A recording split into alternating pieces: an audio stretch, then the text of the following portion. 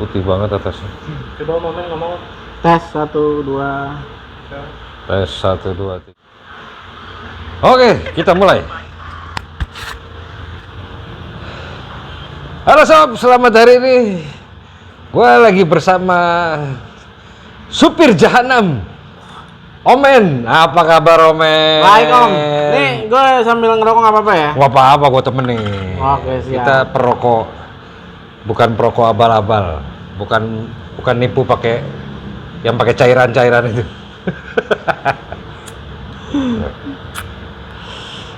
Apa nih Om? Men, Hah?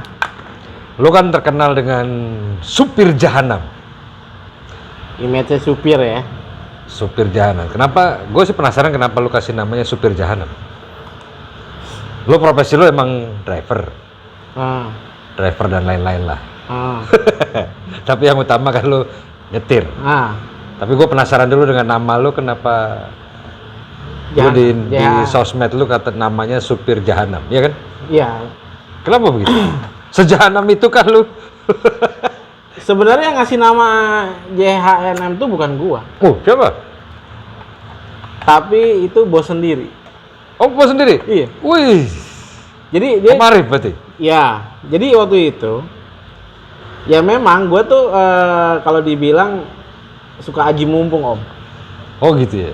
Sama dong gua. Sama. Jadi kayak misalkan kayak bos makan gitu, ngajak gue nih makan gitu. Ya udah gue mesen paling mahal Om. Oh gitu? Ya sekarang gue pola pikirnya selagi dibayarin.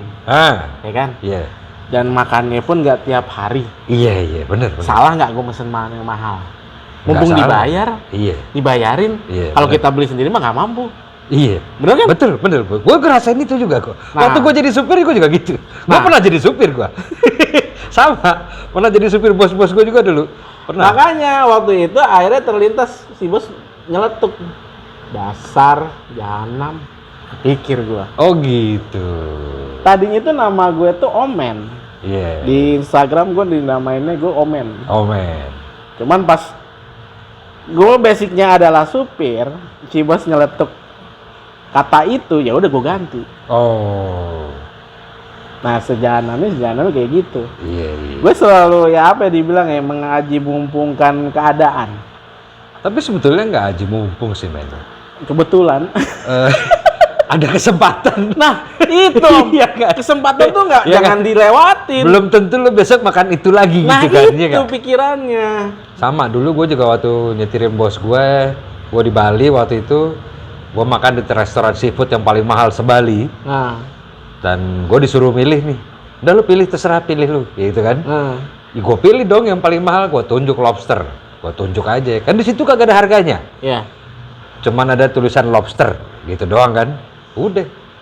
Begitu selesai makan, bos gue teriak, hari ini yang paling mahal adalah gue. Karena segramnya itu berapa juta gitu. Pokoknya satu itu gue habisnya 5 juta tuh, satu lobster gede banget.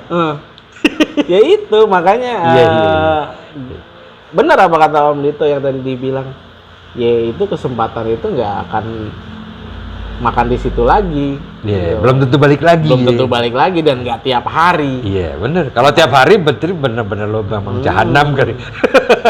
Terus kayak nggak dibayarin, kayak dibelanjain kayak gitu. Sama kayak gitu aja. Gue ambil aja barang yang menurut gue harganya oke.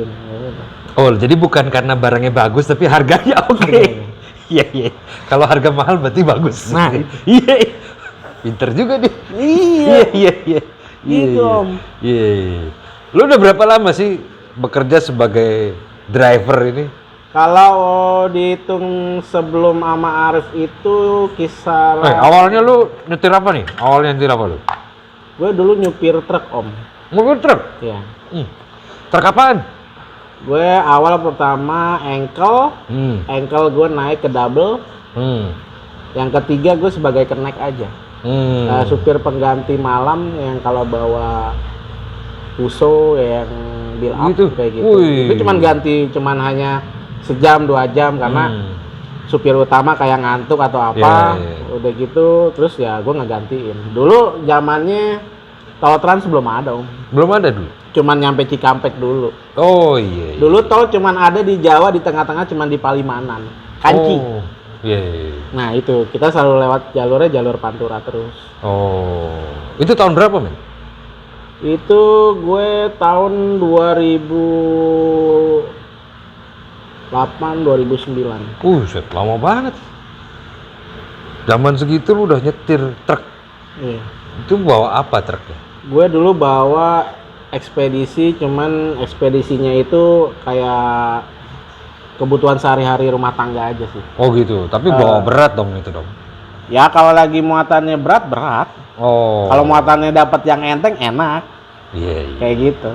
Kenapa? Oh. Nah, kan lu bisa bedain lu bawa muatan berat dan muatan ringan. Ya kan? Kerasa dong dibawa. Kerasa. Nah, cara lu bawa mobil berat sama mobil ringan itu gimana? Mungkin teman-teman ada yang belum tahu nih, mungkin baru ada yang mau jadi driver truk gitu kan. Karena kan lu nggak sama dengan bawa mobil sedan, mobil jeep, mobil kecil-kecil gitu kan. Ya kalau bawa muatan kosong sih ya ibaratnya kayak bawa mobil biasa aja Om, yang nggak ada penumpang.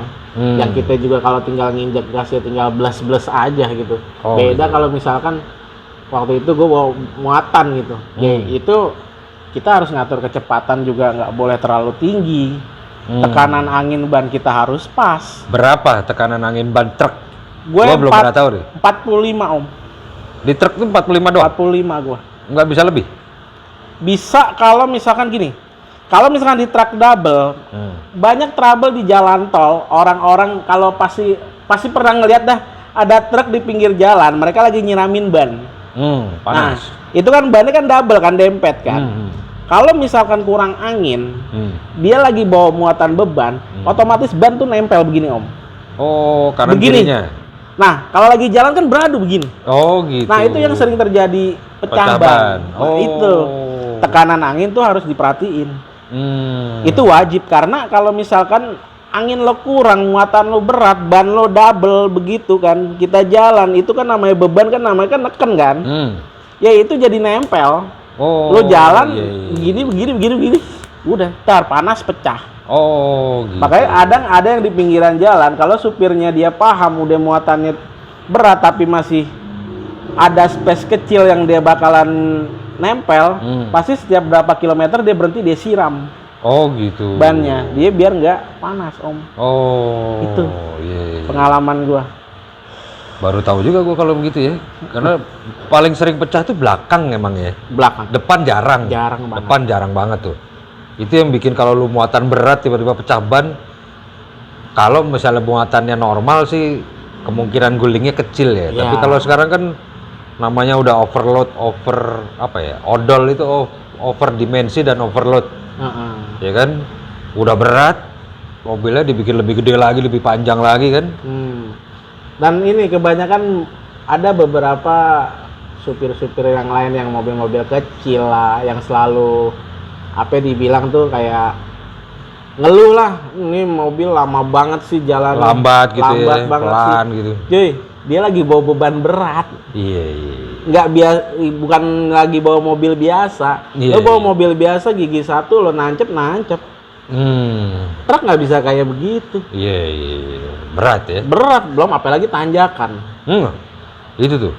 Tanjakan itu truk itu setahu gua giginya ada yang 8, ada yang 10, ada yang berapa lah, gua banyak kan itu giginya. Kalau itu untuk mobil yang build up yang udah yang build up itu roda. Kalau gua kan dulu lebih menguasai di 6 roda kayak gitu. Nah, itu berapa giginya? Berapa speed maju? Kalau 6 roda speed ya cuman sampai 5, ada 6. 5 apa 6. Cuman rata-rata kalau gue lagi bawa muatan tanjakan atau misalkan nggak tanjakan, kalau lagi bawa muatan gue gigi 1 pasti selalu pakai. Gigi 1 wajib. Tapi kalau misalkan gue lagi kosongan nggak ada muatan, gue langsung gigi 2 aja Om. Nggak perlu gigi 1. 3 gitu masih oke. Masih oke. Karena orang kebanyakan yang gue lihat di video-video itu kan tanjakan nggak kuat atau mungkin dia telat ngoper kali ya. Betul, satu. Yang kedua ngambil ancang-ancang. Makanya kadang ada beberapa di jalan, apalagi tanjakan sebenarnya ya, di Pulau Jawa atau dimanapun, contohnya Nagrek. Nagrek itu kenapa jalur nanjak lebih diperlebar dibandingin jalur turun, karena itu buat ngasih space truk sebelah kiri untuk ngambil ancang-ancang karena di jalannya pelan. Oh iya. Nah, untuk mobil-mobil kecilnya tinggal lo lewatin di jalur yang sebelahnya lagi. Oh. Tapi kalau turunan rata-rata jalannya itu lebih kecil, Om, dibaginya karena turunan. Iya. Kayak gitu. Karena power yang harus dia dapat saat tanjakan tuh susah gitu. Iya, bener karena berat ya. Ada berat. Ya pokoknya mau di jalan tol kayak mau di mana, truk mereka jalannya pelan, itu bukan karena dia lelet atau gimana. Ya kita positif, dia lagi bawa barang. Nggak bisa ngebut, kecepatan dia dibatasi cuma sampai 80. Nggak boleh lebih. Kalau aturannya gitu. Iya, karena kan dia sistem remnya juga kan ada sistem rem angin. Nah, ngobrolin rem, lu pernah nggak remblong? Alhamdulillah enggak, Om. Nggak pernah. Nah, lu nyetir truk itu lu belajar, ada yang ngajarin atau lu bisa sendiri? Awalnya itu gue otodidak, Om. Oh gitu. Dulu itu waktu gue masih SD, SMP, SD gitu, setiap pulang sekolah itu, jadi awal mula itu bokap, Om. Bokap itu supir bis. Bis dulu Mayasari, Bakti lah. Trayek Tangerang, Senen gitulah. Jadi kalau gue dulu setiap pulang sekolah di jam 12, gue ngejegat bokap buat ikut. Iya. Mayan gratisan. Nah, sambil jalan-jalan gitu kan, ngisi waktu luang sampai sore baru gue pulang ke rumah. Jadi gue sambil di jalan ngeliatin bokap nyetir tuh, gue ngeliatin Om gitu. Oh caranya begini, oh begini kayak gitu. Pertama awalnya gue teorinya gue ngeliatin aja dulu. Oh triknya begini, caranya begini. Langsung waktu itu dites sama bokap. Cuman kayak di terminal. Suruh majuin kan, kalau di terminal itu kan kayak ngetem gitu kan, ngantri kan. Yang satu udah full jalan. Majuin. Nah itu gue dites dulu waktu itu. Tes awal ya gue nabrak. Nabrak. Kenapa tuh? Remnya, Om, dalam. Karena kan dulu namanya bis-bis yang ya masih mesin-mesin diesel lama, mesin AK. Gue kurang lebih banyak tahu sih tentang bis ya, soalnya kan dulu gue cuma taunya bis-bis lama kayak gitu ya, namanya remnya agak dalam. Begitu juga dulu kunci masih pakai sendok, Om. Kunci pakai sendok.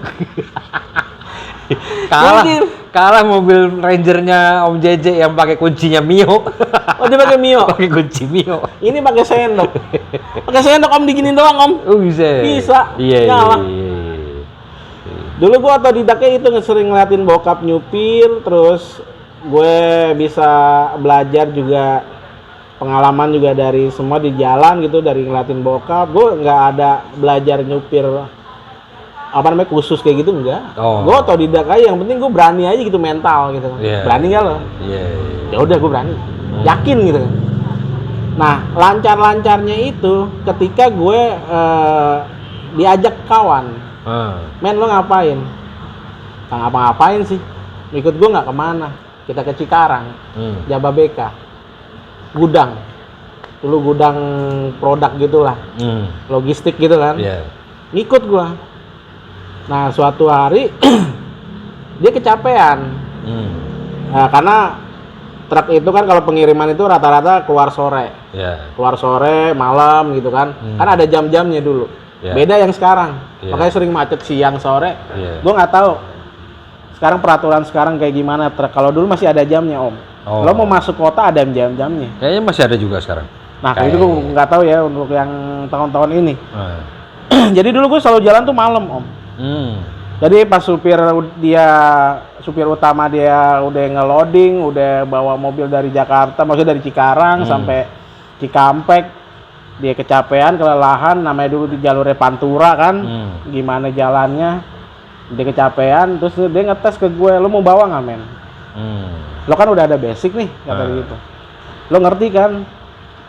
Sama, gue bilang kata R-nya cuman ada di depan, sama kayak bis, bilang gitu. Oh gitu, iya. Beda sama mobil pribadi yang R-nya ada di sebelah kanan bawah. Sebenarnya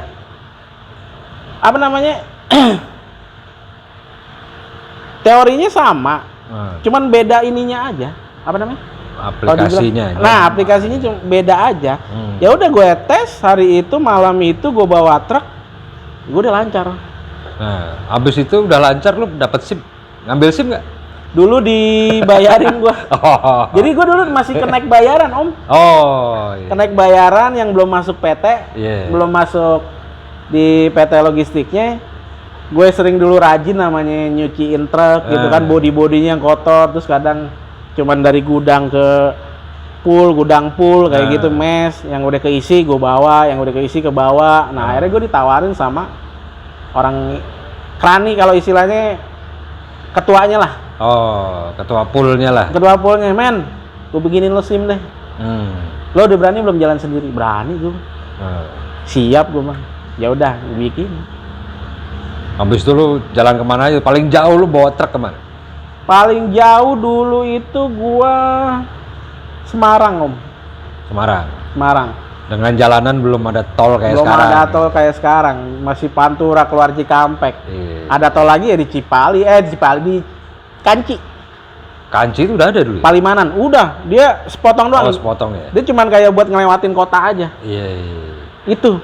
Nah, kalau sekarang kan disambung. Iya. Kalau lu kan dulu di jalanan zaman itu di Pantura itu kan jalannya ya begitulah kan ya. Rusak. Kesulitan apa yang lu alamin di jalanan seperti itu? Lu nyetir dengan kondisi yang jalanan kayak gitu tuh, apa yang lu pernah alamin yang dulu yang pernah gua alamin, truk gue macet, Om. Ngendet.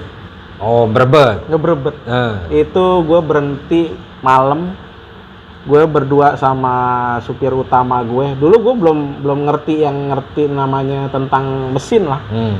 Dari situ gue belajar filter solar kayak gimana bentuknya. Dan terus gue sama supir utama kita ngangkat kan palanya tuh digituin, dicek gitu kan filter solarnya. Udah gitu filter solar itu sebenarnya harus wajib diganti kan. Cuman ya gimana kondisi pada saat itu malam dan kita nggak punya cadangan, ya kita bersihin. Nah di situ ya udah yang gue temuin ya banyak kotoran, terus nyelip kayak gelang lah, apalah kayak gitu. Sampai gue dulu pernah gue ambil sealnya, gue jadiin gelang, Om. Iya. Terus kan sepasang deh nempel. Iya. Gue jadiin gelang. Dulu pengalaman gue yang kayak gitulah. Terus apa lagi ya? Di Pantura itu dulu yang gue gobloknya, yang gue dulu masih polos, Om, gue nggak tahu apa-apaan, Om. Gue salah masuk rumah, Om. Hah? Salah masuk rumah? Jadi gimana ceritanya tuh? Gue kebelat ngencing, Om. Minggir nih, Om, melipir, ngeng. Toilet kan ke belakang ada warung, temen gue makan. Ya udah gue ke belakang, Mbak, numpang ngencing dong. Oh iya ke belakang, masuk ke belakang. Pokoknya banyak cewek, Om. Oh gitu, iya. Ember merah dong. Ember merah. Gue kan digoda, Om kan. Mas, ini Mas, saya Mas gitu. Terus gue mikir, ini tempat apaan? Gue bilang kan. Kan ini warung rumah makan, gue bilang gitu kan. Ini apaan? Gue bilang gitu. Gue masuk ke dalam ternyata ada remang-remang di dalam. Terus kehidupan Pantura kalau orang dulu dibilangnya, iya mampir lu ya. Selalu ada bercandaan kayak gitu. Padahal gue nggak tahu apa-apaan. Kalau ada yang nonton nih supir-supir truk dulu di Pantura, gue baru tahu sekarang dulu ada nama rumah makan pinggiran tuh. Ternyata di belakangnya ada buat happy-happynya lah. Refreshing. Mumet di jalan, Om. Iya. Orang dulu nyupir cuman celana pendek, kaos kutang, kadang sarungan, kaos kutang. Karena mobilnya kagak ada AC. Orang cuman musik doang gede aja udah. Dangling kalau di jalan tuh. Kayak gitu aja. Itulah pengalaman awal-awal pertama Om nyupir gitu. Dulu tuh belum ngetop banget emak-emak sen kiri belok kanan. Lu pernah bawa truk yang lagi berat tiba-tiba ada yang motor nyelonong gitu, pernah gak lu? Pernah. Itu gimana ceritanya? Gini, gue pernah dulu bilang di story Instagram gua, jangan pernah lu nyelip truk dalam keadaan hujan, Om. Oh. Spion kiri apalagi, mereka nggak bisa ngelihat body dia sendiri, Iya, Om. blind spotnya Blind banyak spotnya tuh. Banyak banget. Banyak tuh. banget kalau truk. Udah gitu, dia nggak bisa ngerem mendadak, Om. Iya, berat. Berat. Apalagi yang truk-truk yang tangki air. Oh iya. Itu dia udah ngerem masih kedorong sama air. Ya, apalagi airnya setengah. Nah itu, Iya kan? kalau nggak double di-full. tuh. Nah, Dipukul lagi dari belakang tuh. Iya kan? bawa-bawa yang sapi lah, kayak Iya, gitu, truk iya, sapi. iya. Mereka truk-truk itu nggak bisa ngerem mendadak, Om. Mereka Iya. harus pakai rem angin dulu, baru bisa lo maksimalin pakai rem bantuan dari kaki. Exhaust brake itu. Ya, engine brake ya, exhaust Ya, brake. exhaust brake namanya. Sebutannya kayak gitu. Gue dulu pernah namanya diselip kayak begitu, Om. Dan gue ya refleks, gue ngerem. Gue boleh cerita nggak nih ya? Boleh. Masalah kode etik. Ya coba. Kita coba aja coba. Nanti tinggal ini aja. Yoi. Kode etik apa nih? Kalau di truk itu, Oh ya, gua tahu itu. Gua tahu itu. ya kan? Gua tahu itu. Karena harus nanggung Panjang lah. panjang. Udah yang itu nggak usah dimasukin ya. Kita lewatin aja. Truk itu nggak bisa sembarangan harus ngerem mendadak, Om. Gue dulu pernah kayak begitu, malah bikin bahaya diri gue sendiri dan orang lain di belakang gue. Bisa melintir gue, apalagi gue bawa barang. Iya. Kayak gitu. Ya gimana? Banyak kan orang-orang selalu nyalahkan kendaraan yang lebih besar, truk atau kayak gimana. Cuman ya gimana orangnya yang nggak bisa Ya, itu tahu gitu. Kalau truk itu nggak bisa sembarangan harus ngerem mendadak. Mobil aja masih bisa melintir, gimana truk? Kalau Iya, lagi kecepatan. Truk itu kecepatan 60 aja udah kenceng, Om. Oh iya. 60, 70, dia aja batasnya itu 80, Om. 80 ya. 80 km per jam. Dan lu kalau bayangin lu suruh ngerem mendadak, Iya. nggak kayak mobil sedan, mobil kecil ya. Nah, Iya kan? mobil kecil aja lo kecepatan tinggi lo ngerem masih bisa melintir, gimana itu truk? Iya, iya. Kayak Iya. gitu. Jangan pernah sekali-kali lu nyelip lah. Nyelipnya dengan jarak dekat deh. Ya untuk pengguna roda Motor, dua, roda dua. ataupun mobil lah ya. Ya kan mobil kadang-kadang nyelip terus tiba-tiba pelan di depan truk gitu Nah. kan. Dia suka kasihan gitu kan. Iya, kadang ada beberapa orang nyalahin truknya lah, terus kadang di belakang truk bilang jalannya pelan lah. Mereka pelan juga dia punya kapasitas kecepatan. Yang kedua juga dia lagi bawa barang beban berat. Iya.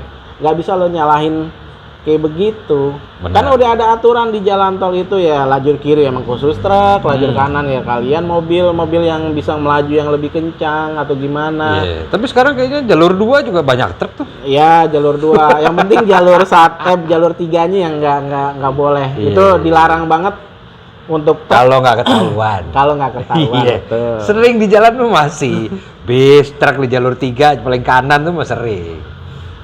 Ya itulah pengalaman gue dulu masih bener-bener di jalanan gitu kan. Nah, waktu lu nyupir truk itu pengalaman yang paling menyenangkan lah buat lu tuh kira-kira kayak apa sih? Paling menyenangkan. Ada nggak? Gue lebih Selain dapat bayaran ya? ya. Gue dulu orangnya suka jalan-jalan, Om. Kesenangan gue dulu nyupir itu gue bisa kemanapun Gratis. gratis. Iya. Pertama. Yang kedua, gue bisa kenal setiap daerah-daerah atau kota-kota yang ada di Pulau Jawa.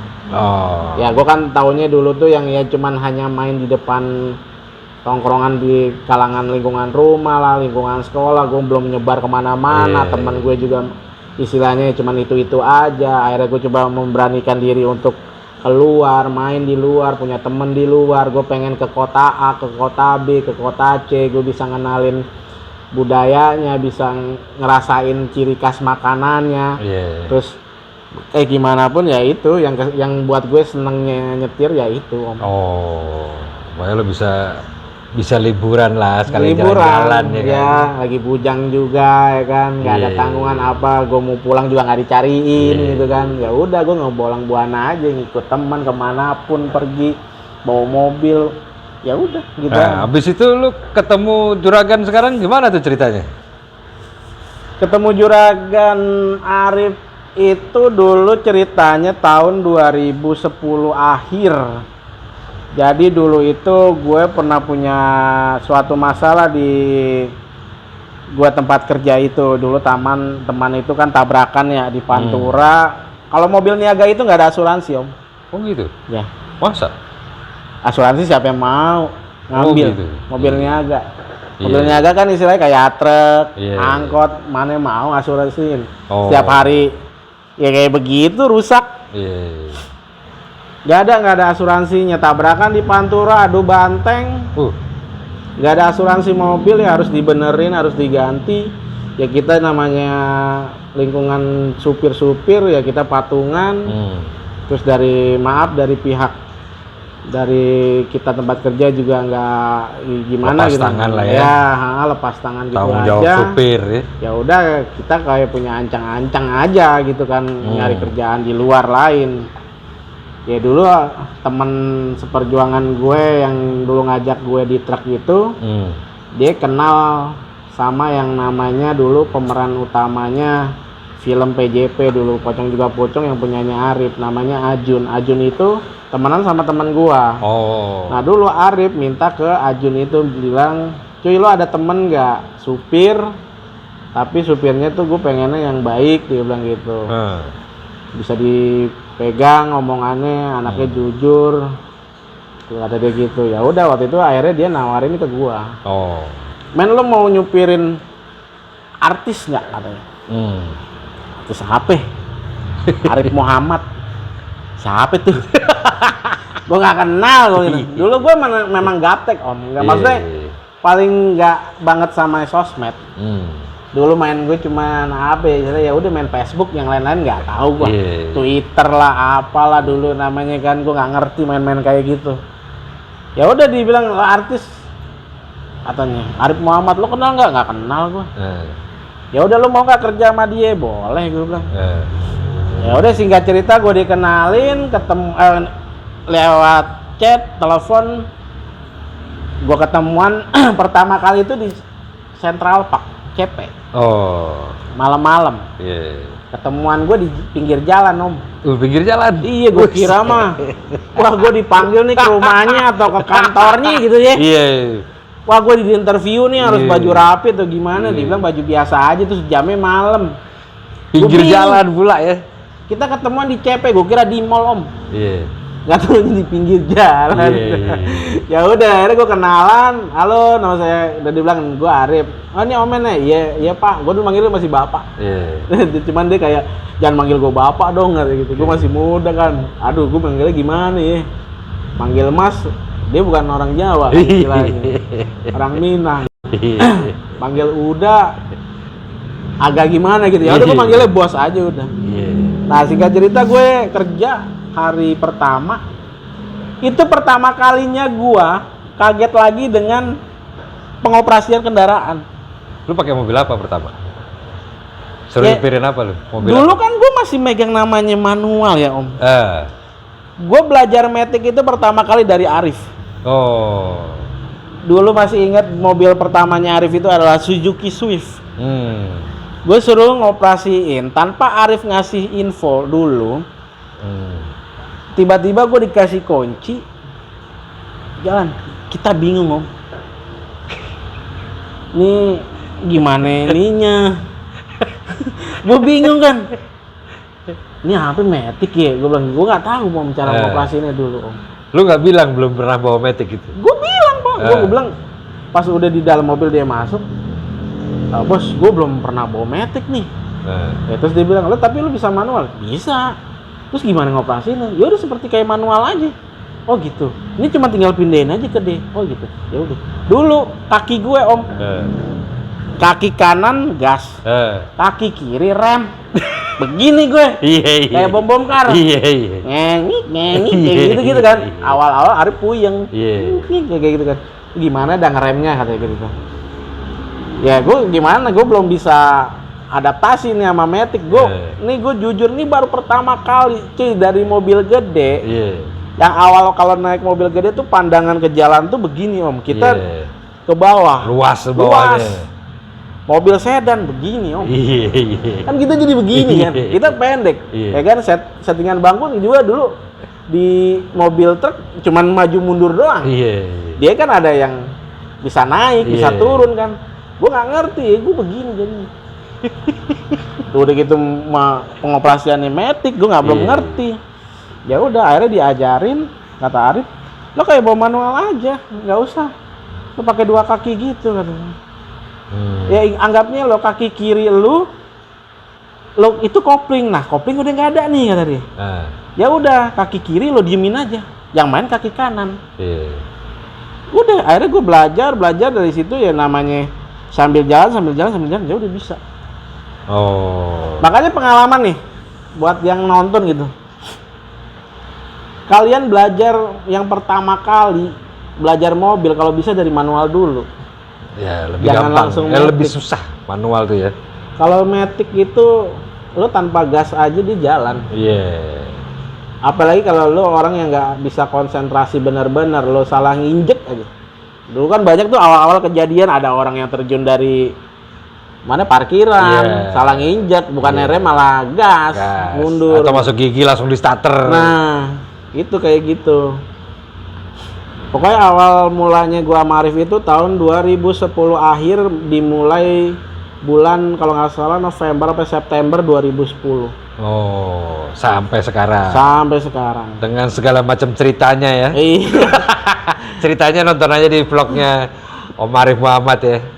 Nah, tapi kayaknya gue tadi tahu juga tuh kayak ngelihat lu pertama kali ketemu sama Om Arif Muhammad itu di pinggir jalan. Kayaknya gue tahu maksudnya. Kalau nggak cocok langsung ditinggal. Mungkin ya waktu itu ya. Sorry ya, bercanda. Iya mungkin ya. Kalau nggak cocok udah thank you ya, baru cabut. Kalau di restoran kan mesti bayarin dulu. Rugi bayarnya. Mana gue dulu malam ke situ naik ojek ya kan. Gitu ya. Malam-malam gue ke situ dateng. Itulah pengalaman yang dari awal gua. Nah, kalau kan udah kebiasaan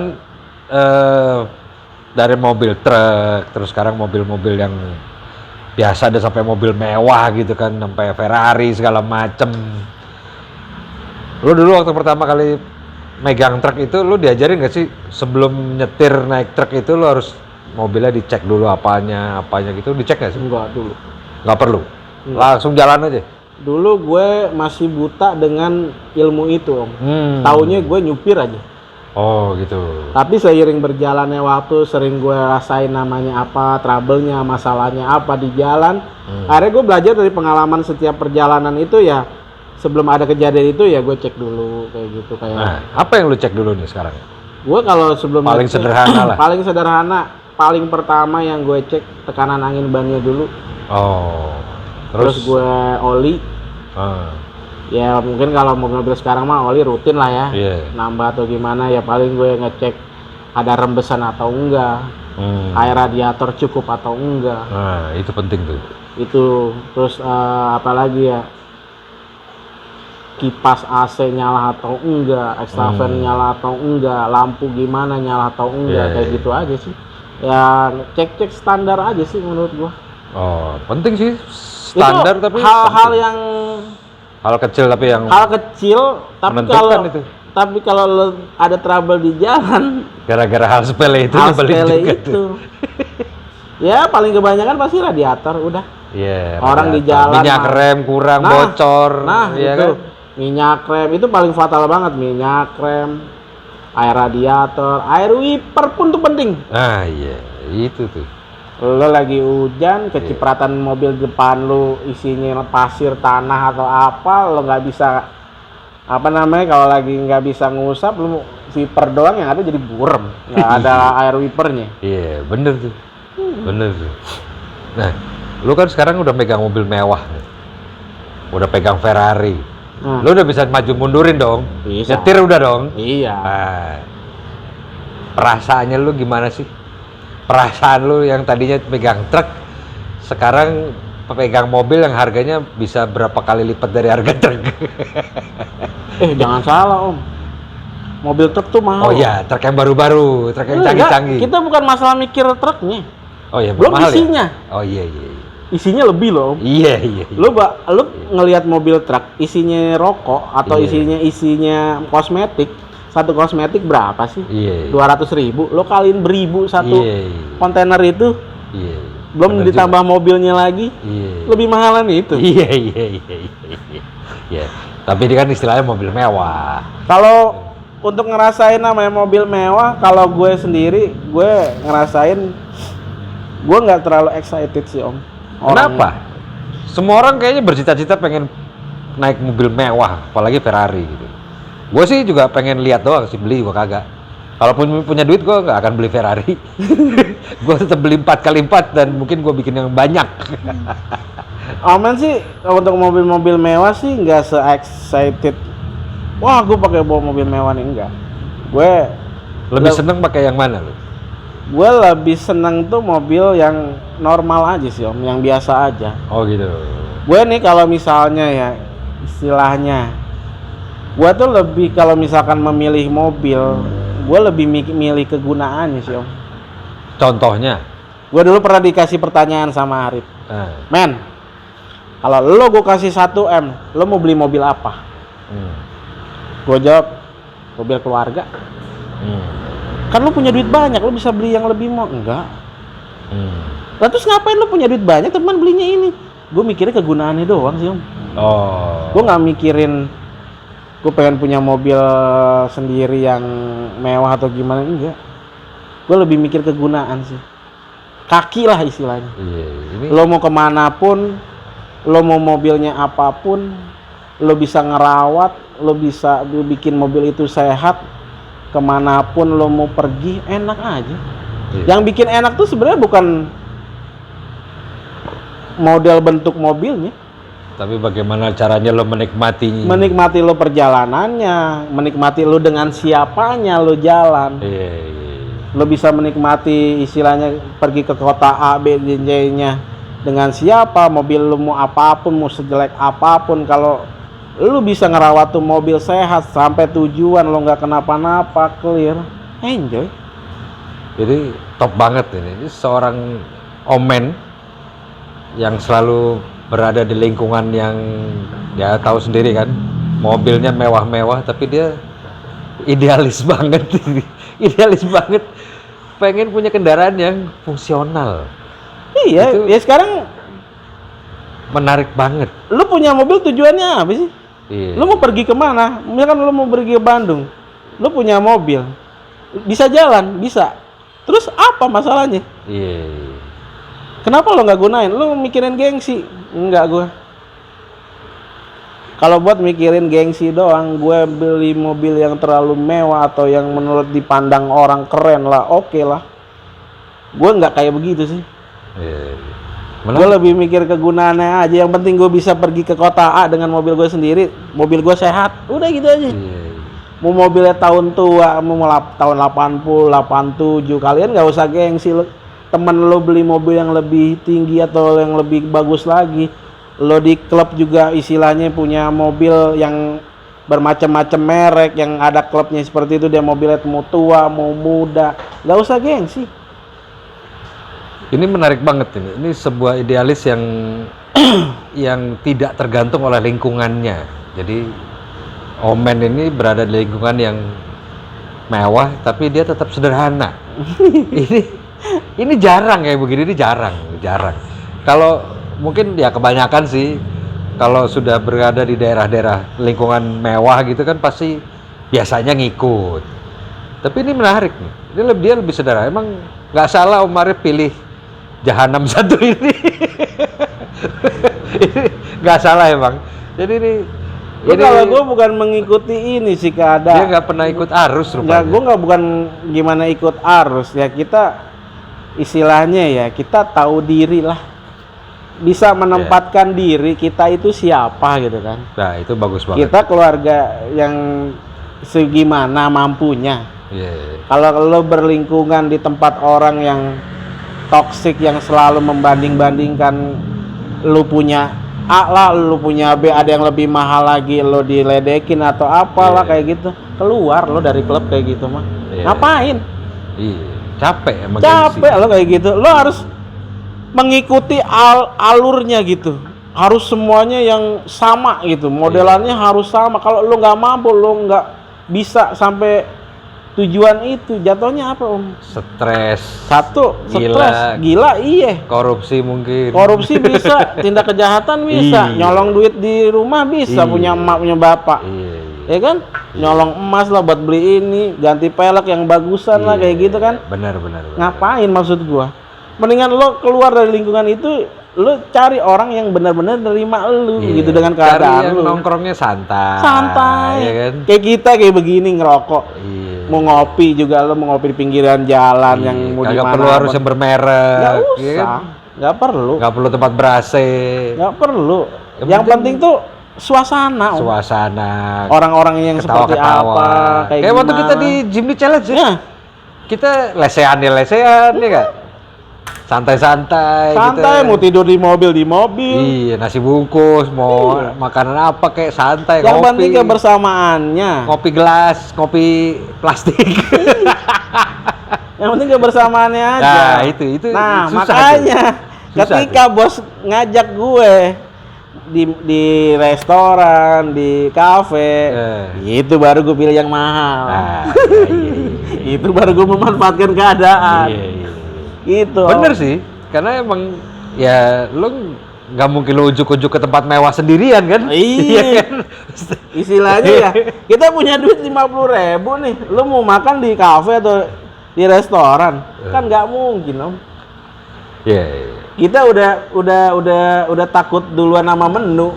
Iya. Ngitung anjing harganya 45.000. Apalagi yang menunya kagak ada harganya. Nah, pasti nanya, bang ini berapa bang harganya bang?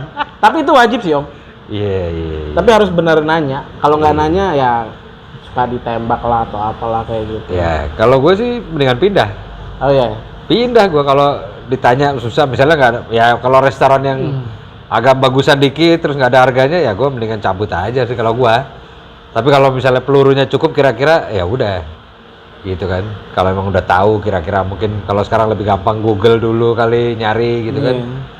Kalau ya kayak dulu misalnya ada yang nggak ada harganya tiba-tiba harganya mahal gitu sih, wah ya nggak lucu juga sih, iya kan. Nah ini kembali lagi soal nyetir nih. Nyetir. Lu kan sehari-hari di jalanan lah. Di tol misalnya, lu sering nggak sih ngambil bahu jalan? Bahu jalan? Yang sering diteriakin sama Om Mobi itu. Jujur nih? Jujur atau gimana? Ya jujur aja, nggak apa-apa. Kita santai-santai ketika gue bawa bos, gue nggak om. Oh gitu? Kalau bawa bos enggak? Tapi kalau nggak bawa bos? Ya nggak juga sih. Nggak juga. Cuman kalau dulu, dengan pengalaman yang masih basic jalanan ya, pernah. Oh.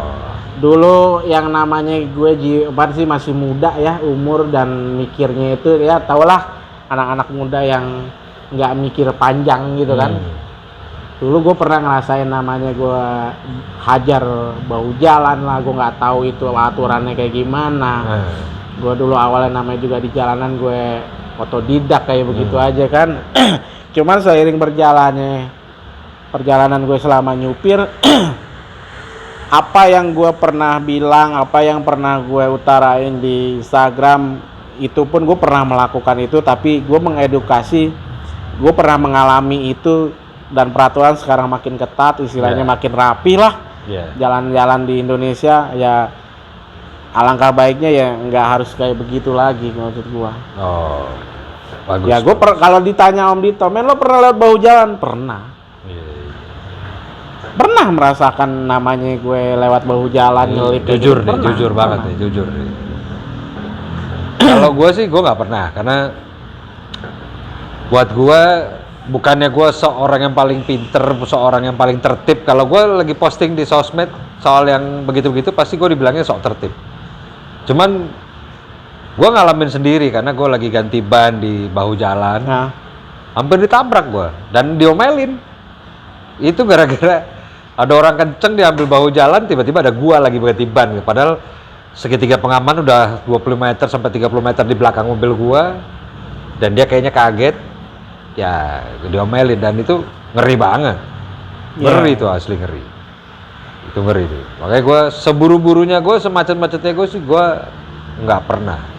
Ya gua alhamdulillah sih selama gua kerja waktu sama Arif, gue pernah ya beberapa belajar pengalaman ngelihat dari konten dari Om Fitra, Om Mobi, Ridwan yang otomotif kayak gitu kan. belajar sedikit demi sedikit, yang gue nggak tahu menjadi tahu kayak gitu kan. Kayak contohnya kayak Om Dito ya, yang dulu gue nggak tahu pengalamannya gimana cara pengoperasian 4x4. Gue semua ya gue pelajarin gitu. Apa yang gue storyin pun di Instagram juga ya, apa yang menurut gue ya gue alamin dan gue pernah gitu yang ilmu-ilmu itu. Tapi kalau gue nggak bisa ngejawab pertanyaan kalian yang bukan ranahnya gue nggak ngejawab Om. Gue juga orangnya nggak mau so tahu atau hanya sekedar baca atau gimana kayak gitu. Mungkin lu arahkan coba tanya ke yang ahlinya, Om JJ, Om Fitra gitu mungkin kali ya. Kadang bertanya kalau misalkan gue yang nggak ngerti nih, ada pertanyaan gue nggak ngerti ya, itu kadang gue pelajari. Oh begini loh, oh begini. Jadi suatu ilmu buat gue kayak gitu. Kadang ya namanya gue juga kadang pernah yang nggak ngerti, tiba-tiba ngerti ada info-info yang dari follower yang ngasih tahu begini men, begini. Nah, alhamdulillah. Ya namanya ilmu ya tentang nyupir atau mengendarai suatu kendaraan yang tadinya kita tidak tahu. Gue yang tadinya juga buta, kadang ada beberapa follower yang selalu ngingetin gue, ngasih tahu gue. Ya itu jadi pelajaran buat gue juga, dan gue berterima kasih. Gue nggak ngerasa kayak gue diomelin atau gimana, gue seneng. Gue seneng dikomplain, men lo nggak boleh kayak gini, lo nggak boleh gitu. Oke. Men, seatbelt men. Ini contohnya Om Dito. Gue dulu kalau nyetir, nih gue jujur nih, seatbelt selalu gue cetekin dulu di belakang, baru gue nyetir. Tuh. Siapa tuh yang kayak gitu tuh? Seatbeltnya dipasang di belakang, begitu duduk baru diambil yang dari atasnya doang ke sini. Pasti ada yang pakai itu. Gue belajar dari Om Dito tentang seatbelt. Gue dulu dibilang istilahnya paling dablek lah, nggak mau dengerin kata orang. Tapi ketika gue ketemu Om Dito, gue dibilangin gitu, men, pakai seatbelt. Kita nggak tahu namanya musibah, kecelakaan di jalan. Kita yang udah anteng tenang aja bisa ditabrak orang. Itu dia. Kita udah bener aja, ada orang lain yang membahayakan kita. Ya, bener. Gitu.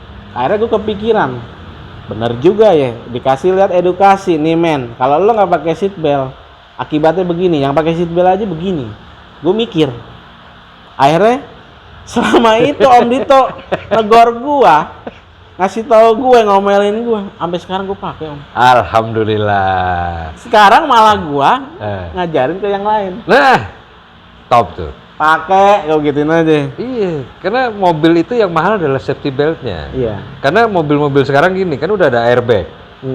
Kalau lu nggak pakai safety belt, lu kehantem atau lu ngantem sesuatu, lu kan kebanting ke depan. Udah kebanting ke depan, lu akan airbag itu akan memeluk lu. Tapi dengan catatan lu harus pakai safety belt dulu.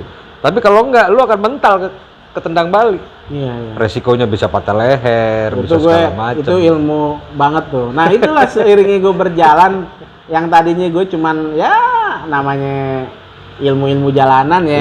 Kita ketemu orang-orang yang lebih paham, orang-orang yang mengerti di bidangnya, kita belajar, kita ngeliat, kita dibilangin ya, kita sedikit demi sedikit kita bisa mengedukasi ke yang lain juga. Kayak gitu sih Om.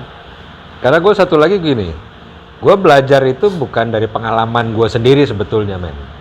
Jadi gue sudah mengurangi namanya belajar, kalau orang Inggris bilang learning by doing. Jadi lu belajar sambil lu melakukan. Tapi kalau misalnya lu kecelakaan, masa lu mau kecelakaan dulu baru lu belajar? Kan sakit juga men. Iya kan? Gue berkaca dari itu men. Kayak contohnya ini ya, jalan berlobang kalau belum ada yang kecelakaan meninggal belum dibenerin ya. Ya, kayak gitu kan. Nah, jadi kalau gue belajar dari orang-orang, dari segala macam, jangan sampai gue terjadi kepada diri gue sendiri dulu baru gue belajar. Tapi gue belajar dari orang-orang itu, gue ambil ilmunya, gue terapin. Kan kalau misalnya ini safety belt yang paling sederhana adalah safety belt doang. Safety belt itu kan bukan buat siapa-siapa sebetulnya, buat lu sendiri. Iya kan. Kalau misalnya lu pakai cuman waktu itu yang lu doyannya kan pakai cuman atasnya doang tuh lu gini. Perut lu tuh kan gede men. Beban lu berat. Kalau lu kenapa-napa lu bisa merosot. Tapi kalau lu pinggang lu dipakai, lu nggak akan kemana-mana. Di situ aja, men. Iya. Di situ aja. Gue udah pernah ngalamin. Om Dito yang nyadarin gue. Dan jangan sampai ngalamin dulu gitu kan. Itu yang paling sederhana. Karena inget, di rumah masih ada yang nungguin. Tuh. Ya kan, masih ada keluarga yang nungguin. Benar. Kadang-kadang gue miris gitu kalau ngeliat sebuah kecelakaan gitu ya. Gue lihat kabinnya utuh, tapi orangnya meninggal. Itu gue sedih banget. Gue pernah ngeliat juga yang mental gitu. Iya kan? Ada yang mental kena kaca. Temen gue sendiri meninggal kena kaca mental, terus kena airbag, lehernya patah. Ada temen gue begitu. Dan itu sampai sekarang gue jadi, ya gue nerapin sama anak gue juga. Udah pokoknya duduk di mobil, lu pakai seatbelt, mau depan kayak mau belakang kayak pakai gitu kan.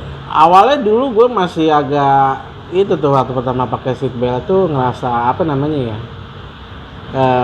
Risih gitu. Risih. Ya. Tapi makin hari setiap terbiasa malah ketika gue nggak pakai malah nggak enak. Ya. Sama halnya gini. Gue nggak pede gue. Gue nggak pede. Iya, sama halnya dulu masih SMP, zaman SMP naik motor. Gue paling males namanya pakai helm. Nah, itu. Tapi sekarang gue naik motor nggak pakai helm tuh nggak enak. Nah itu. Temen gue, dia selalu ngeledekin gue karena gue selalu ngingetin. Walaupun cuma deket aja, gue bilang pakai helm. Dia selalu ngeledekin, aman gitu kan. Suatu saat dia cuma mau ke warung, jaraknya cuma 50 meter dari rumahnya. Kepleset. Keplesetnya lagi berhenti. Mau berhenti, kakinya turun, kepleset kan. Jatuh. Kepala duluan. Jadi sebelah kanannya kena aspal gitu. Remuk lah. Ya cacat jadinya kan. Sobek lah segala macem. Ketemu gue udah gak berani ngomong lagi sekarang. Itu sepele. Cuman ke warung doang naik motor gak pakai helm. Tapi ya itu kembali ke kita lagi kan. Kita kebutuhannya seperti apa sih gitu kan. Lo mau selamat buat lo sendiri kan, bukan buat orang lain kan gitu. Nah, Om mau nanya nih balik nih ke Om Dito. Kalau misalkan Om Dito ini kan terkenal di off-road. Terkenal di kecamatan gue. Iya, off-roader lah istilahnya. Selain mall roader kita. Ya. Kenapa? Kalau di off-road itu sebenarnya seat belt itu berguna atau tidak? Berguna. Untuk beberapa kondisi. Apa aja tuh? Semua off-road lo harus pakai seat belt kecuali lo main air, nyebrang sungai, atau tempat yang berlumpur dalam. Lo jangan pakai seat belt. Kenapa? Kalau lo terbalik, lo nggak akan bisa, susah keluarnya cepet. Lo terbalik kan di air nih. Kita berhubungan dengan air. Tapi kalau lo berhubungan dengan jurang, apalah segala macam yang kering, ya lo harus pakai safety belt. Itu mutlak, harus lah. Tapi kalau lu misalnya, kita kan suka kayak waktu kita di Banyuwangi, kita main di sungai gitu kan, seat beltnya dilepas. Karena kalau misalnya tiba-tiba banjir bandang segala macam, kita bisa lebih cepat keluar. Contoh nih waktu yang kita ke pelatihan Jimmy Challenge kemarin di Bogor, kita hujan badai. Ya. Keadaan jalanan berlumpur, licin. Ya. Itu wajib pakai atau enggak? Lumpurnya kan bukan kubangan. Kan kita ngelewatinnya jalanan licin berlumpur, sebelahnya jurang. Ingat kan mobilnya gua gandeng? Iya. Kita kereta-keretaan, itu supaya lu pada ngegasnya nggak out tiba-tiba hilang. Kalau diikat semua kan lu aman. Lu mau ngegas kayak apa tetap aja begitu. Iya nggak? Gua pernah kemana-mana kan? Ngerjain Om Dito. Kenapa? Gua nggak ngegas Om. Itu sering. Lu lihat video-video gua lagi narikin 3-4 mobil di belakang, yang lainnya pada santai aja kagak ngegas. Kalau di Instagram gua lagi bawa Toyota Hilux. Iya, Hilux putih itu kan. Hilux putih punya air moda itu yang gemai. Iya. Gua nggak ngegas itu. Beneran gua losin aja netral. Gua Pantes berat. Tapi yang lu lakukan nggak salah juga. Karena kalau misalnya lu bantu gasnya kekencengan juga bisa bahaya buat lu sendiri. Gua kalau waktu itu posisinya ketika di jalan lurus gue memang nggak ngegas Om, tapi ketika pas tanjakan gue ngebantu. Ya. Gue ikut Adil dalam yang ngegas juga di pas di tanjakan. Ya gue juga mikir lah depan udah udah endut-endutan. Ya kali yang narik narik Toyota Land Cruiser, nariknya apaan tuh? Rubicon, bukan Rubicon. Ada Jeep apa namanya? JT. JT, Hilux, Jimny. Apalagi tuh? Fortuner. Gila. Pantes berat ternyata dia ya. Iya, gue baru inget. Itu balik lagi nama gue kan, supirnya. Iya. Tapi lu seneng gak sih off-road gitu kemarin? Jujur Om, untuk gue yang tidak biasa mencoba sesuatu hal yang baru itu gue suka. Nah, ilmu gue bertambah Om. Yang tadinya gue nggak ngerti, yang cuman hanya sekedar basic, cuman menyetir aja yang ketemunya jalan aspal kayak gitu. Ketika gue off-road kayak gitu, itu sebuah pelajaran baru buat gue. Gue bisa mengenali keadaan, situasi cuaca, keadaan jalan. Gue belajar namanya juga, nanya waktu itu Mam Dita tipe-tipe bannya kayak gitu kan. Di off-road itu wajibnya apa, lu harus megang apa, lu ngendalinnya kayak gimana. Ya itu sebuah pelajaran buat gue juga, nambah ilmu lah kalau dibilang. lu pengen lagi gak sih off-road lagi? Banget Om. Yuk. Om Arif, kapan kita mau camping nih pakai Jimny nih? Iya. Ajak yang lain lah. Ada JK kan dia nggak? Iya, ada JK, ada Jeep Versi, ada G-Class. Iya itu. Seru. Gue malah sebenarnya gue pengen banget gitu hal-hal yang ke hutan kayak gitu-gitu, bawa mobil. Kita tunggu nih panggilan, kayak panggilan. Undangan dari Om Arif kita campingnya nggak? Iya, gue pengen banget lagi ringan. gitu. Ngejalan keluar, apalagi ke tempat-tempat yang istilahnya belum pernah gue jajah, istilahnya belum pernah gue lewatin, atau belum pernah gue laluin. Gue pengen banget gitu. Kayak begitu-begitu jalan kemana gitu. Emang dari dulu tuh emang demennya jalan. Lu kan seringnya jalan nih. Lu pernah nggak sih nyetir ngantuk? Pernah. Terus lu ngapain? Gua kalau nyetir ngantuk, gue melipir rest area, gue tidur bentar, cuman hanya 20 menit. Cukup. Wah, cuman buat ngilangin nut-nutannya aja. Ketika lo kalau lagi ngantuk di jalan nih, kayak sayu begini ngantuk gini-gini, nggak usah dipaksa, lo minggir. Lo mendingan minggir. Bukannya lo makin ngebut biar nggak ngantuk? Enggak. Banyak tuh yang begitu tuh. Gue pernah belajar ada yang namanya micro sleep Om. Tahu. Itu tanpa lo bisa sadarin, tanpa lo kapan itu datang waktunya. Micro sleep itu paling bahaya. Itu padahal tertidur cuman hanya beberapa detik.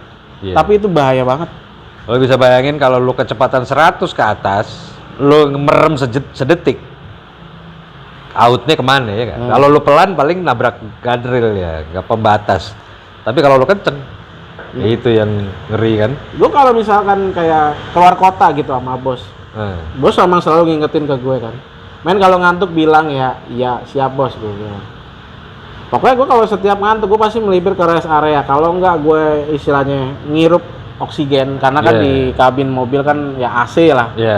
Oksigen berkurang atau gimana. Nah itu mumpung bisa. Itu gue inget nih.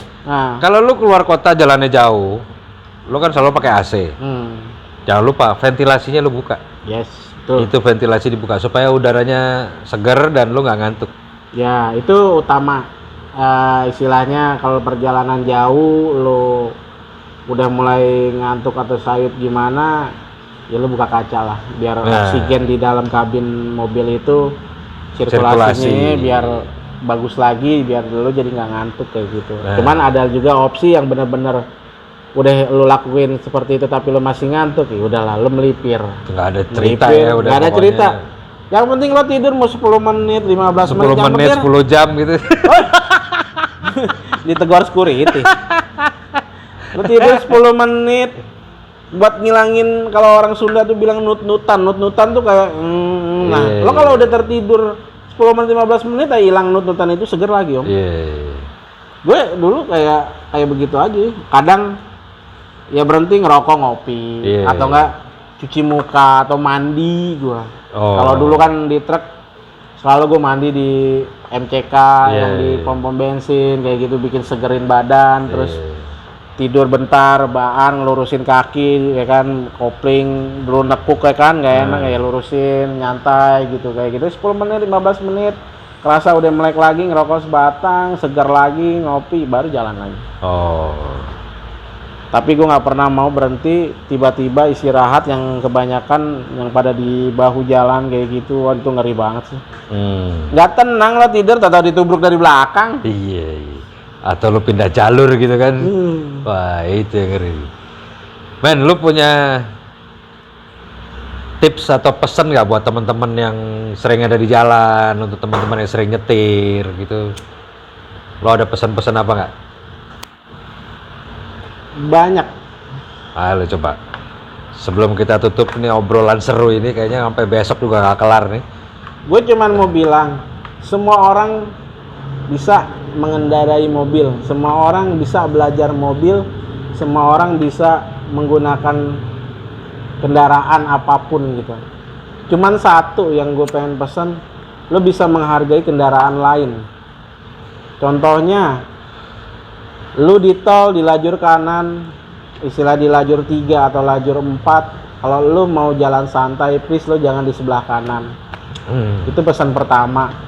Mungkin di pikiran kalian jalur kanan itu aman buat kalian karena tidak satu jalur dengan truk atau bis atau gimana. Tapi menurut gua, lu kalau mau jalan kecepatan 60 atau pelan, kalau bisa lu pindah lajurnya, jangan lo di kanan, karena lajur kanan itu kan udah tertulis mereka untuk mendahului.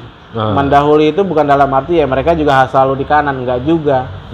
Sebenarnya yang gue tahu lajur kanan untuk mendahului itu ke orang-orang yang benar-benar urgent, kayak misalkan ada ambulan, iring-iringan presidenan atau apa, terus mobil atau mobil pribadi yang lagi buru-buru juga, entah kayak gimana, mau duluan atau gimana. Kalau kalian lagi beneran nggak terlalu buru-buru, nggak terlalu di pengen sampai atau gimana, pengen nyantai di jalan, ya jangan di lajur kanan lah.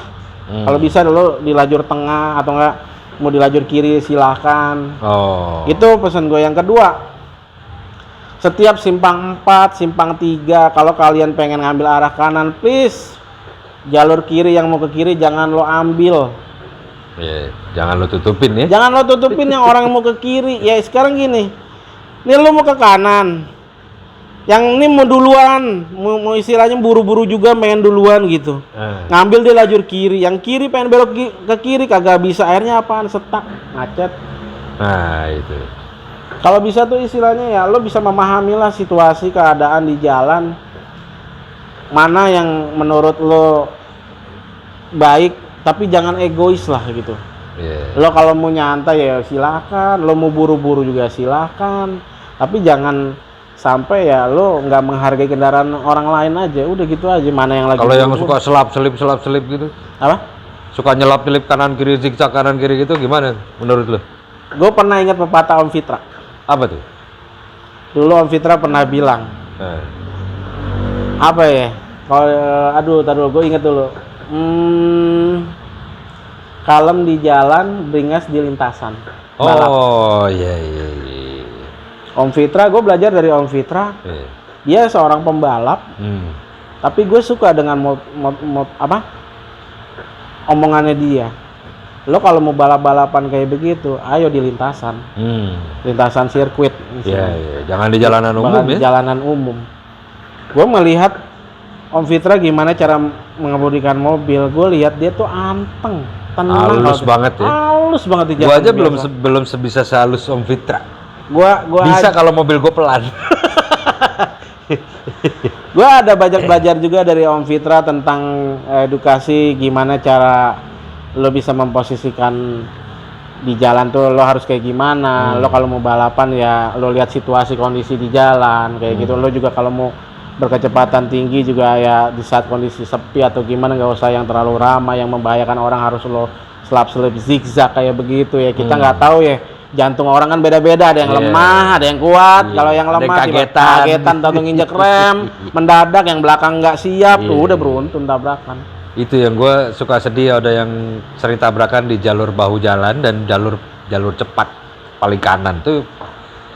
Paling sering gue sedih lah gue ngelihat seperti itu. Kayak gue di jalanan di tol aja, gue kadang-kadang sering sebelnya karena gue selalu menjaga jarak dengan kecepatan gue ya. Gue misalnya 80, kecepatan gue 80, ya gue menjaga jarak sekitar 50 sampai 70 sampai 80 meter antara mobil depan.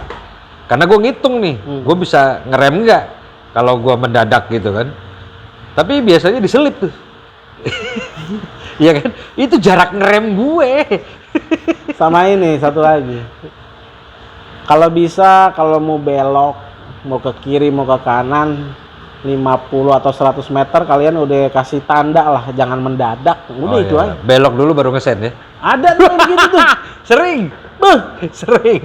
Kita nggak tahu dia mau belok mau gimana. Ya kita akhirnya ya udah terus aja ngelaju, tiba-tiba dia berhenti, langsung belok kanan ngesen. Iya, itu tuh. Itu kelakuan tuh. Itu sering tuh.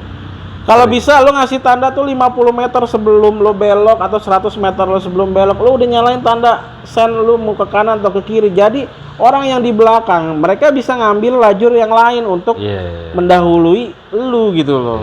Biar enggak jadi adu mulut di jalan. Kadang kan kalau ada yang kesel suka ada telontar, lampu sen dong nyalain, kan jadi area ntar malah jadi ribut atau gimana. Itu yang maksud gue. Kadang-kadang begitu, sering sih. Iya, saling menghargai. Makanya di mobil gue pasang kamera depan belakang. Oh iya. Pasang udah. Kadang-kadang yang ngeyel-ngeyel gitu kita susah, ya kan? Mendingan kita dah, ayo ke kantor polisi aja lihat buktinya, selesai kan? Tuh. Karena kan kadang-kadang kita jadi tersangka loh, padahal kita jadi korban harusnya. Gitu. Sama apa lagi yang gue pengen pesen ya buat yang apa lagi lo ada pesen lagi ya? Masalah di tol, di jalan biasa, lampu sen, sama apa ya? Kecepatan di tol? Ya, kecepatan di tol sekarang kan udah dimaksimumkan di 120 ya. 120 ya? Gue malah lupa karena gue paling pol gue di 80. Gue sekarang kecepatan tuh under 100 sampai 80 aja udah. Oh, gue jarang sampai 100. Gue selalu di 80 karena nyantai. Gue selalu kecepatan di rata-rata situ. Terus kalau misalkan di lajur gue di lajur 2 atau di tengah gue kecepatan 100 dia 80, gue mau mendahului paling gue kanan dulu, nanti gue ke kiri lagi, kayak gitu aja. Bisa istilahnya sama. Ya gue mengkosongkan lajur kanan yang kalau mau kecepatan yang lebih tinggi dari gue silakan. Ya. Kita ngasih jalan lah. Setuju. Gak usah istilahnya ya, kadang gue juga pernah merasakan ya, gue lagi buru-buru atau gimana, ada orang yang di lajur kanan pelan dikasih tanda klakson nggak ngerti. Pura-pura cuek dikasih lampu juga nggak. Kalau istilahnya Om Mobi itu lane hogger. Apa tuh? Lane hogger, jadi memang dia pelan di kanan. Ya itu istilahnya itulah, tanya Om Mobi lah. Ya itu maksud gue tuh, kalau udah ada yang ngedim di lajur kanan, dia pengen mendahului, kasih aja jalan, nggak ada beberapa menit kok. Kalau lo ngasih jalan biar dia duluan, nanti lo mau pindah lagi dengan kecepatan rata-rata lo 100 ya silakan gitu loh. Jangan jadi suatu keegoisan yang nantinya lo malah jadi berantem atau gimana di jalan, bacot-bacotan di jalan kayak gitu aja. Seringnya begitu. Iya. Apa sih susahnya gitu loh ngasih jalan? Ya itu. Sama yang di lajur kiri. Di lajur kiri udah bener, nih banyak nih yang banyak tanya di Instagram gua. Bang, gimana cara nyikapin orang kita udah di lajur kiri? Masih diklakson, masih didim. Lo cuekin aja. Lo udah bener. Kecepatan lo udah di 60, 70, lo di lajur lambat lo masih didimin, dia mau ngebut gini, diemin. Kalau menurut Omen sendiri ya, ini bukan masalah egois atau gimana. Aturannya udah ada, lo kalau mau kayak begitu lo di kanan. Kita udah ngalah nih, kita nggak ke lajur kanan, kita udah di kiri nih, udah ngalah nih, kita mau jalan pelan santai. Tapi kalau masih ada yang ngedim atau ngeklaksonin, lo diemin nggak apa-apa. Lo udah bener kok posisinya. Setuju gua, setuju. Iya. Karena kita mau kemana lagi? Kemana? Mau ke kiri lagi? Mau ke tengah lagi? Ke tengah makanan lagi, kecepatan lagi tinggi-tinggi? Masa iya kita ngalah ke kanan, dia mau mengeset dari kiri? Ya gitulah perjalanan, maksudnya ruang pikuk hidup di jalanan, di kendaraan gitulah, dimanapun ya. Paling tidak yang satu ya lo bisa ngontrol emosi. Itu yang itu kedua, susah banget, susah. Lo bisa menghargai orang lain, lo bisa dimana waktunya lo harus ngalah, lo harus ngalah. Kalau lo lagi urgent ya lo bisa minta tolong, mohon untuk mendahului atau gimana. Kayak gitu aja sih sebenarnya. Kalau kita nggak, istilahnya kayak kita dadakan keluarga, kita nggak punya ambulan, kita punya pribadi, setidaknya ya lo minta, lo tulis lah di mobil atau gimana, kertas, kita lagi mau bawa pasien atau gimana, minta mohon diberikan jalan atau gimana, nggak apa-apa. Iya. Kayak gitu aja. Menarik juga tuh, menarik. Oke deh Om. Seru banget ini ngobrolnya, kayaknya sampai besok kita nggak kelar ya sama Omen. Selalu seru nih, selalu seru dengan kehidupannya yang sehari-hari begini. Sekarang Omen yang lagi penasaran itu apa tuh? Lagi pengen bawa bis. Bis? Ya nanti gue bakalan sama Om Arkan dong? Ya, gue bakalan belajar. Om Arkan atau Mas Rian? Ya. P.O. Haryanto ya? Rian Mahendra. Rian Mahendra. Bisa juga ke Mas Wahid. Mas Wahid bisa. Tapi gue belajar dari Arkan dulu karena gue sefrekuensi, atau Juragan seumur. 99. Oh iya bener ya. Selevel. Next, gue bakalan ngobrol-ngobrol sama Arkan. Gue juga pengen belajar tentang bis lah. Dulu gue pernah tahu bis, tapi gue nggak mengikuti jauh lagi yang sekarang kayak gimana bentuk bisnya, terus mesinnya, terus fasilitas yang dikasih apa aja. Gue belum tahu. Nanti gue bakalan ke Arkan. Nah itu. Oke Om. Oke, men, thank you banget. Ya, sukses selalu dan tetap jahanam. Nama aja sih itu kalau Ya, ketemu gue panggilan, mah. panggilan. Ya, Nama ngetop. baik. Nama ngetop. Ya kayak gua juga sama kan, namanya Ya kebun kalau binatang. ketemu di jalan mah tegur ya tegur gitu Iya, lah. Kalau iya. ada waktu kalian ngajak ngopi, ya ayo ngopi gue mah. Ah, Ayo, itu. santai. Kopi Starling aja kita. Yo, ayo Om. Oke, selamat hari ini. Yo. Thank you, man.